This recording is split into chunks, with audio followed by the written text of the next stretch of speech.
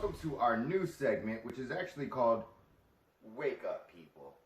Now, really, I mean, the whole point of this segment is to kind of bring awareness to things that we already know, but yet nobody really wants to talk about it.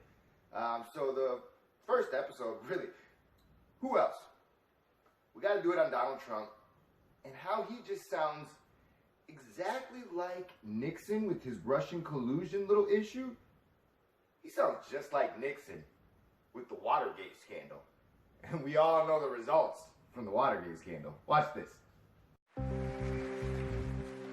If there is going to be peace and legislation, there cannot be war and investigation. It just doesn't work that way. President Richard Nixon used similar tactics to defend himself against Watergate. I believe the time has come to bring that investigation and the other investigations of this matter to an end. 1 year of Watergate is enough. I mean, really look at this. Let's go back to Donald Trump and really look at Nancy Pelosi in the background.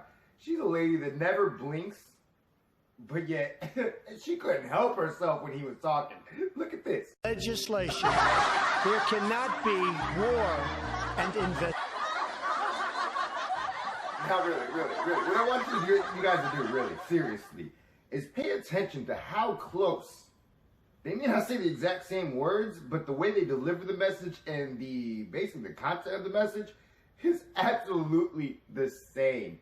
Check this out. I had no prior knowledge of the Watergate break-in. Nixon. I welcome this kind of examination because people have got to know whether or not their president is a crook. Well, I'm not a crook. I've earned everything I've got. When you talk about innocent, I am truly not involved in any form of collusion with Russia, believe me. That's the last thing I can think of to be involved in. Okay. All right. So I know what everybody's thinking. You thought that Trump would at least say, I'm innocent. At least he could figure out that word. But he couldn't even do that. I mean, he can't really lie to you, honestly. So he had to find a way to work around it, basically. And now, we're going to go ahead and then we're going to dive into, okay, let's talk about the topic of obstruction. Well, then if you're not guilty, then why are you obstructing? And they can give you both valid points on how they're not even obstructing anything.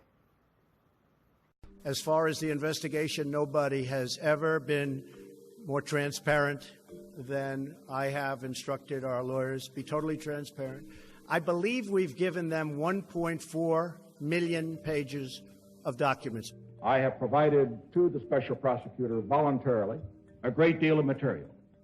I believe that I have provided all the material that he needs to conclude his investigations and to proceed to prosecute the guilty and to clear the innocent. I first learned from news reports of the Watergate break-in. I was appalled at this senseless, illegal action. It doesn't implicate me in any way. There was no collusion, there was no obstruction, there was no nothing. But now we must move on from Watergate to the business of the people. And the business of the people is continuing with the initiatives we began the first administration. They ought to get to the end of it because I think the American public is sick of it. Nixon, Trump, you guys both got down to the nitty gritty. It's about the people. Enough of this stuff. Let's move on. Let's talk about what the people need. The people need an actual credible freaking president. That's what we really need. We don't need freaking liars, cheaters, and stealers like you guys are. But let's get back to the people. So I'm going to go ahead and get back to the people and address the issues that really matter, which is kind of like maybe taking care of making America great again. Check this out.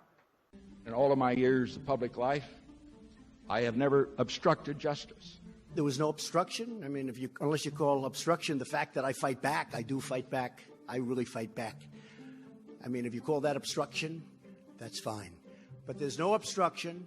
Let us not allow what a few overzealous people did in Watergate tar the reputation of the millions of dedicated Americans of both parties who fought hard but clean for the candidates of their choice in 1972. Network that you see, with the exception of Fox. Fox has been fair, but every network you see hits me on every topic, made-up stories like Russia. For over 4 months, Watergate has dominated the news media.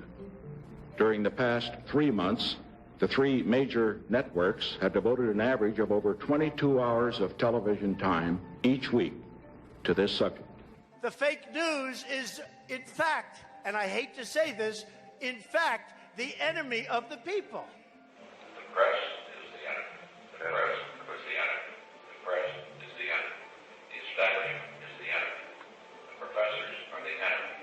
The professors are the enemy. Write that in the blackboard 100 times and never forget it. In 1974, secret recordings made it clear that Nixon was complicit in the Watergate cover-up.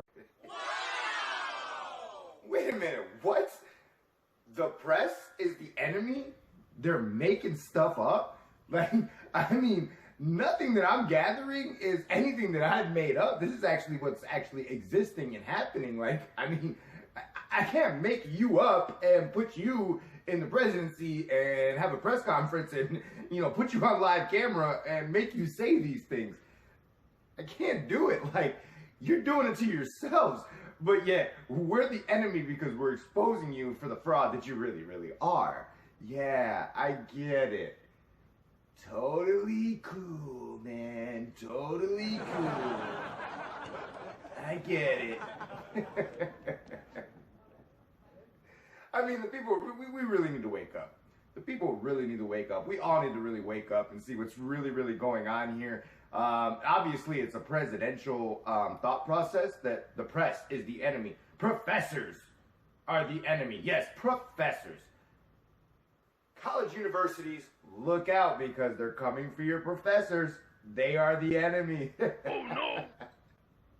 I thought the enemy was like China or Russia or North Korea or Iran, Saudi Arabia, any of these countries that, you know, Trump's buddy with, you know.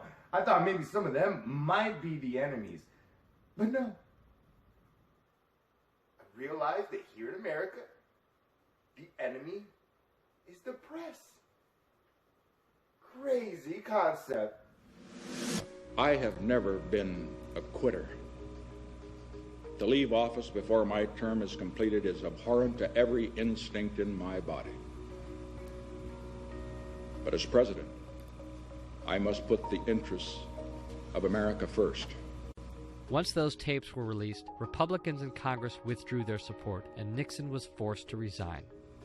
I shall resign the presidency effective at noon tomorrow.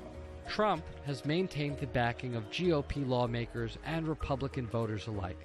My fellow Americans, Only time will tell how history remembers his handling of the Russia investigation. thank you and good night.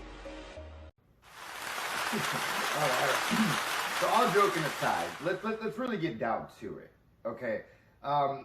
He's sounding just like Nixon in the Watergate scandal, really just going around in circles, looping around, trying to target other areas and other things, and those are the problems, and really, I'm not the problem. It's everything else that's going on around me that's the real problem.